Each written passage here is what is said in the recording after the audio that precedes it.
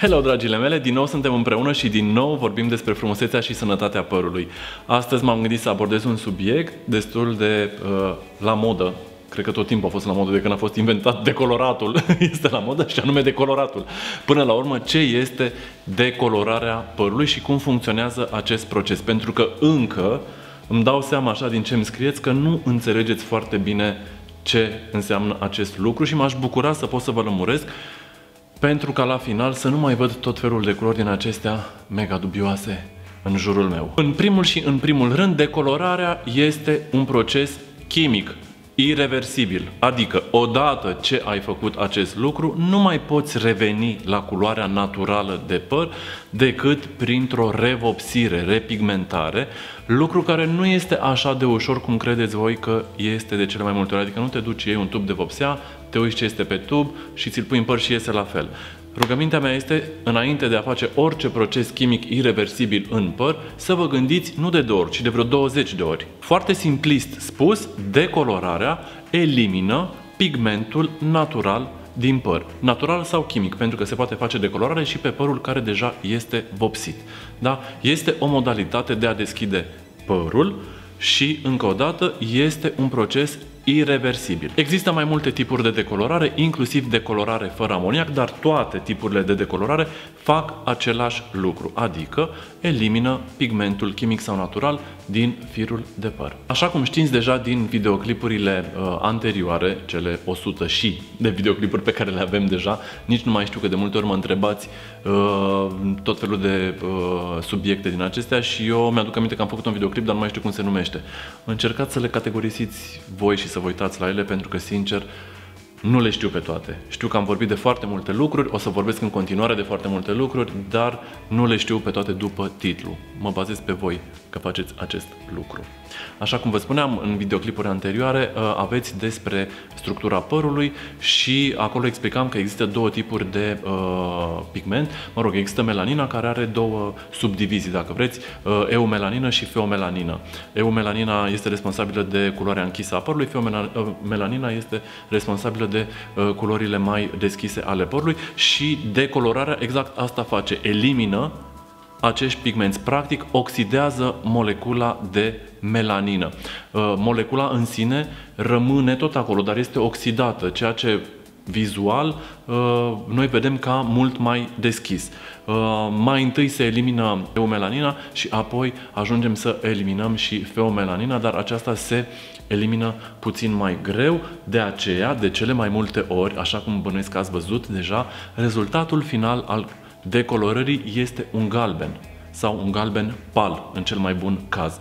Dar nu putem să ajungem la alb decât după niște procese repetate și apoi prin aplicarea unui nuanțator care să corecteze vizual culoarea. Vă spuneam, dragile mele, că este vorba despre un proces chimic. Practic am o bază alcalină, da, care este amoniacul, și am un peroxid. Peroxidul este apa oxigenată sau, mă rog, oxidantul pe care îl folosiți, care poate fi în alte videoclipuri, la fel vă explic acest lucru, de la, nu știu, 1,8% până la 12%. În funcție de cantitatea de peroxid, practic eu am deschiderea. Ce face?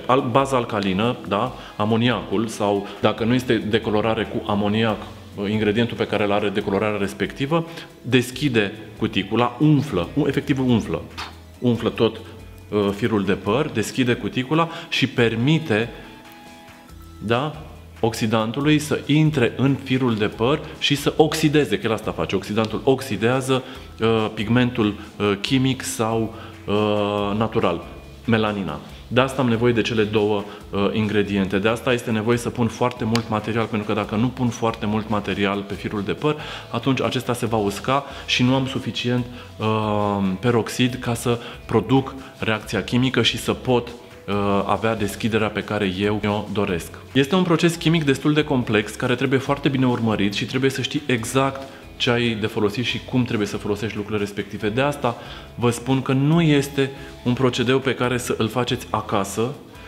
nu e în siguranță părul dacă faceți acest lucru. Sunt convins că sunt printre voi fete care chiar poate să facă asta și au învățat destul ca să facă acest lucru și le au rezultate bune, dar credeți-mă că marea masă nu face acest lucru foarte bine și atunci am nevoie să știu că apelați la specialiști.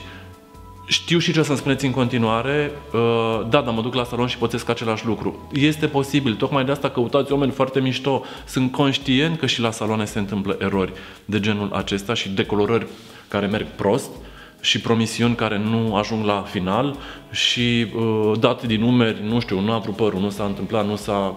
Da? Dar asta nu este o scuză ca să faceți greșelile astea acasă. Știu că vi se pare că este mai ieftin acasă, dar pe termen lung, dacă vă calculați un pic lucrurile, o să vedeți că nu este chiar așa de ieftin. Oricum, decolorarea în sine și tot procesul, pentru că nu e doar vorba de decolorare, este vorba de ce faci înainte de decolorare, este vorba de ce faci în procesul de decolorare, este vorba de ce faci după decolorare, ca și îngrijire. Nu este un pachet ieftin. Adică dacă vreți să aveți un păr blond, decolorat, frumos, superb, trebuie să investiți în el. Îmi pare rău, nu se poate cu resurse limitate. Adică dacă știți că nu aveți această resursă, rugămintea mea este să păstrați părul natural, sănătos, frumos cum este el și asta este, nu este nimic greșit. Adică veți ajunge să faceți niște compromisuri destul de ciudate și nu o să vă simțiți absolut deloc bine, nu o să vă placă, unde mai pui că se strică și părul și o să tot tundeți și o să apară o grămadă de alte probleme și oricum ajungeți să dați o grămadă de bani pe tratamente de creștere, pe tratamente de reparare și de fortifiere a firului de păr. Deci gândiți un pic înainte lucrurile, pentru că pe termen lung, repet, e foarte important ce decizie luați în privința decolorării. Așa cum vă spuneam la început, decolorarea este o eliminare de pigment, deci orice decolorare trebuie să fie însoțită de o recolorare, de adăugat ceva pe firul de păr. Și rugămintea mea este să nu folosiți tot vopsea, pentru că de cel mai multe ori faceți în felul următor: decolorați părul și după aia luați o vopsea blondă, cea mai blondă, blond nordic, așa, pe care puneți pe păr. Este cea mai mare prostie care puteți să o faceți. Deci ați decolorat odată și după aceea vopsești cu o culoare care tot deschide. După decolorare, ideal este să folosiți vopsea fără amoniac sau nuanțatori, vopsele demipermanente. Sunt cele mai bune, pentru că ăstea doar depozitează pigment. Da? Deci, eu am scos toți pigmenții și vreau să fie părul, nu știu, blond cenușiu, sandre, nisipiu, cum vreți voi să fie el. Da? Nu contează. Alegeți împreună cu stilistul vostru reflexele pe care le vreți, în funcție și de cât de mult s-a deschis părul vostru și le repuneți în păr. Practic, acesta este procesul. Și după aceea, din nou, spălat, tratat și așa mai departe. Deci, repet, decolorarea în sine lăsată așa nu este o soluție, nu arată bine, nu prea are sens să faceți acest lucru. Dragile mele, sper că am fost destul de explicit în ceea ce privește decolorarea. Sper că acum ați înțeles un pic mai bine cum funcționează. Țineți cont de treptele de decolorare și de nivelul de decolorare al părului. Am videoclipuri despre asta, deci căutați-le și documentați-vă. Dacă mai aveți orice fel de întrebări, să știți că puteți să-mi scrieți, răspund aici, pe Facebook sau pe Instagram. Poate nu atât de repede cât vă doriți voi, dar în mod sigur voi răspunde tuturor întrebărilor. Până data viitoare, aveți grijă de părul vostru și nu vă decolorați acasă!